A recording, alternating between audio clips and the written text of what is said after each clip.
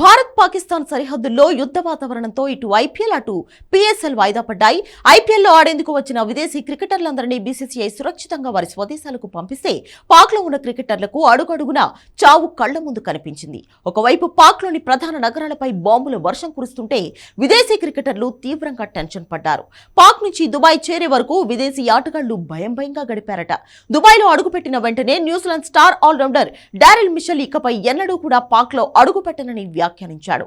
England ఆటగాడు Tom Curran చిన్నపిల్లాడిలా ఏడ్చాడని, ఈ విషయాలను బంగ్లాదేశ్ ఆల్రౌండర్ రిషాద్ హుస్సేన్ ను వెల్లడించారు. Sam Billings, Daryl Mitchells, Kusal Perera, David Wiese, Tom Curran వంటి విదేశీ ఆటగాళ్లు అందరూ చాలా భయపడ్డారని చెప్పాడు. దుబాయ్లో అడుగుపెట్టిన వెంటనే మిషెల్ మాట్లాడుతూ తాను ఇకపై పాకిస్తాన్కు వెళ్లనని చెప్పాడు. ప్రస్తుత పరిస్థితులను చూసి వారంతా భయభ్రాంతులకు గురయ్యారని రిషాద్ తెలిపాడు. విదేశీ ఆటగాళ్లు ఎంత భయపడ్డారో ఈ బంగ్లాదేశ్ స్పిన్నర్ వివరించాడు. ఇంగ్లాండ్ క్రికెటర్ టామ్ కురాన్ చిన్న పిల్లాడిలా ఏడ్చాడని, అతన్ని నలుగురు కలిసి ఓదార్చారని చెప్పుకొచ్చాడు. టామ్ కురాన్ ఎయిర్పోర్ట్ కు వెళ్లేటప్పటికీ క్లోజ్ చేశారని తెలియడంతో అతడు చిన్న పిల్లవాళ్లా ఏడవడం ప్రారంభించాడని గుర్తు చేసుకున్నాడు. అతన్ని ఓదార్చడం సహచర క్రికెటర్ల వల్ల కాలేదన్నాడు.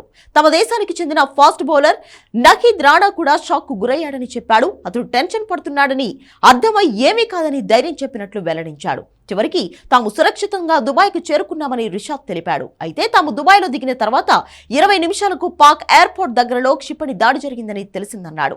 ఈ విషయం తెలుసుకుని అందరూ మరింత భయపడ్డారని గుర్తు చేసుకున్నాడు. ఇదిలా ఉంటే పాకిస్తాన్ సూపర్ లీగ్ ను దుబాయ్లో నిర్వహించాలని పీసీబీ భావించగా యూఏఈ క్రికెట్ బోర్డు పర్మిషన్ ఇవ్వకపోవడంతో నిరవధికంగా వాయిదా వేయక తప్పలేదు.